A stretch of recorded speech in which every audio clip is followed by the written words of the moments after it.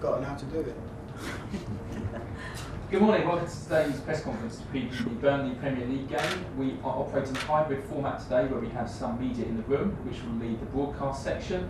If you'd like a question on Zoom, please use the raise hand function and we'll try and come to you as soon as we can. We're going to start with Gary Cottrell, who's with us. Gary, over to you. Thomas, first of all, can I just say it's great to see you at a news conference in person. Same. And I think I speak for all of us here when I say the way you've handled this week, difficult questions, has been admirable. So. Thank you very much. So a couple more try to today, continue. First of all, how are the players? Because you've said already they can't be living in a bubble. They know. No, they know.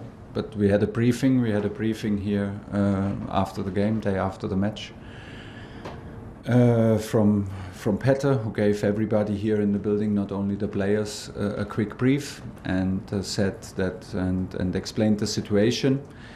Not too much what we did not already know, so we have to live in this situation. It does not make sense to worry too much because we don't have a lot of influence, not to say no influence at all. So that was the bottom line. We are allowed to focus on football and do the best to focus on football. Like I said, it was not only the team, it was the complete staff. And this is what we try to do anyway, to create an atmosphere where you feel safe once you enter the building, where you feel calm. And because we do this on a daily basis, this can help now to deal with the situation. Of course, there's uncertainty, and of course there will be like with all humans here, almost 100 people in the building, 80 people in the building. Everybody will feel different about this. Some will feel scared, some will feel excited, some will feel, I don't know, sad. And I think everything is allowed for every individual, but we can allow ourselves, and we should allow ourselves to focus on what we love the most, and this is football, and to perform the best way possible. What makes me very positive is that we did twice in these circumstances, against Liverpool and against Luton Town. Very focused performances, very good performances. The organization was like always spot on, and this makes me very positive that we are able to compete tomorrow, because it's also what we demand of ourselves. And this chain of communication, which you've spoken so warmly about, Petter and then Marina, is that still going on? How will you feel about the fact that Marina probably won't be here? Yes, okay. I will not comment on any speculation about that. But my communication with Petter and Marina was excellent from day one. Marina is ill at the moment, so otherwise she would have been here. There's no doubt that she would have briefed everybody.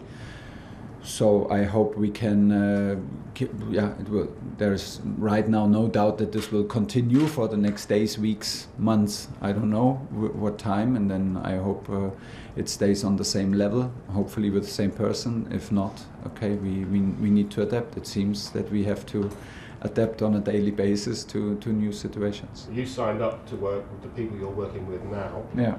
What about you going forward? Would you have any problems staying here? No, I have the opposite of a problem staying here. I said many times that I love working in Premier League. I would love to be in England and feel the tradition and the love for sports in general and for football in particular. It's an amazing place to be. Chelsea is from my point of view, for me, a perfect fit. I love to be here. I love everything about the club. And hopefully it continues. There is now an uncertainty, but isn't it always as a football manager? So I'm used and trained to live with it on of course different levels, and this is quite a level. I have to be honest, but I'm positive and hope things will end well. We're in March. The days are getting longer, the nights are getting shorter, the weather's getting a bit better, believe it or not. Summer on the mind. You will have obviously had targets and spending plans in place for the transfer window. That's the way the club operates. Is that now all on hold? Yeah, but actually, to be very honest, there are no talks at the moment for summer. We're not going on, not with Marina, not with Petter. It's simply a bit too early. There are always like ideas and reflections on the subject. But the main focus was in the last weeks, even without all the noise on the different competitions, to be as successful as we can only be, and to bring out the best in our team, where we had some work to do and still have some work to do to constantly improve. But we are in a good place at the moment. I feel that the team again growing and getting better and better. And so no worries in this particular case until summer. It's still a long way to go. Thank you. Vaishali Pelpi.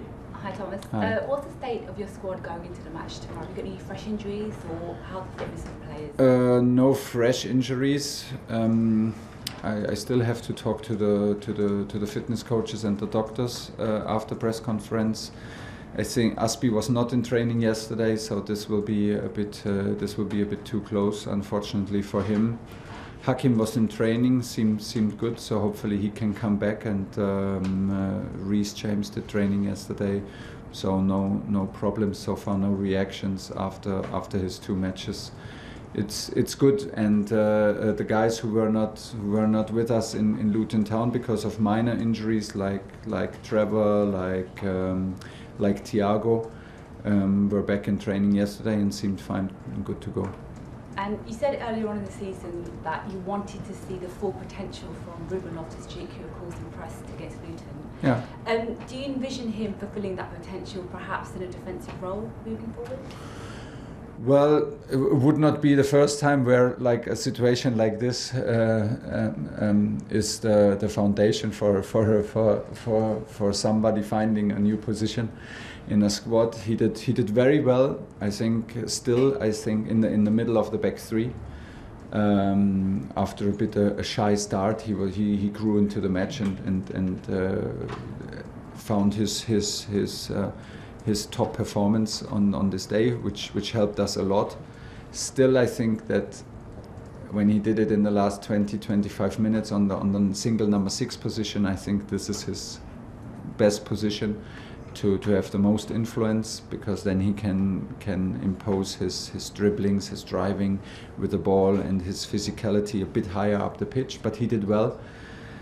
We were very open before the match. We told everybody that we will have players on maybe on some positions that they do not prefer, like Callum as a wing back and like Ruben, but we need them, and we need them right now. It's the moment to step up and not to be angry or too disappointed about like the last weeks. This was the moment to show true team spirit and give the very best on maybe an unfamiliar position, and they did, and that's why I was very happy about the way we won the game and how we played the game. I did not over-expect in performance-wise and like a fancy game, but what we did was very, very good from the mental aspect, and it showed true character, and that's why I'm very happy about it. George, 5 Live. Hello Thomas. This is such big news. Are you sort of concerned it could derail your season in the way it can affect the players?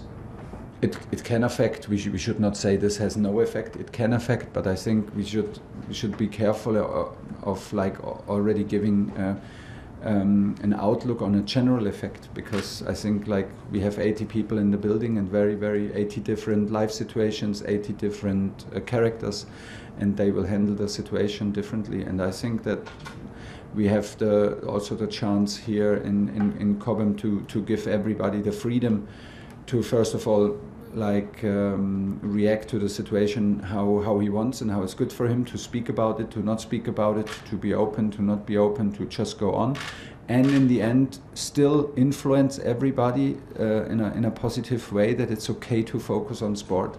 And we proved it already twice in the last 2 games, so right now there are not too many reasons why we should not be able to do it a 3rd time, and then a 4th time, and then a 5th time. Let's see what's going to happen, how the situation evolves and continues. But right now I'm positive that we can be competitive tomorrow.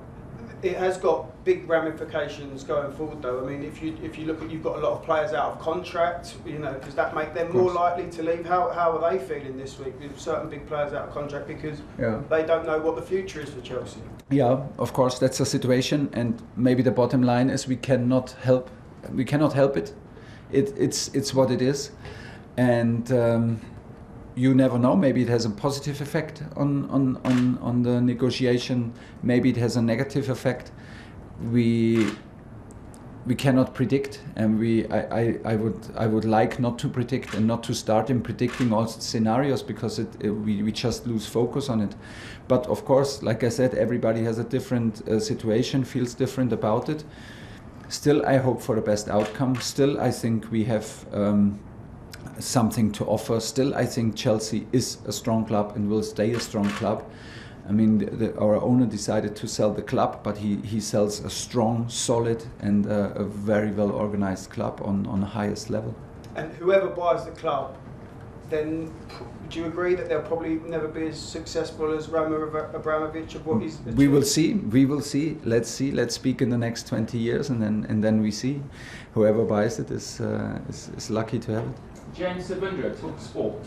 Thomas, how would you sum up what Chelsea have achieved since Roman Abramovich took over the club? It's exceptional. I mean, it speaks for itself, and he was and he is a very, very passionate owner who cares actually about the team, about the club, about the performance, which is like personally, which is very rare and makes it very special. What information and assurances was Petr Cech able to give the players and the staff in the briefing you had? No insurances. But because how could he? How could anybody? We cannot predict the future. Nobody can. But maybe it was just more the bottom line that we can allow ourselves to keep on going and to do what we did over the last days, to focus on sports, and we are employees and we are in right now still very privileged, and that was more or less the message. And finally, for me, your first Premier League game in 2 weeks. What do you still think is possible for the club this season? Actually, I had to it took me some minutes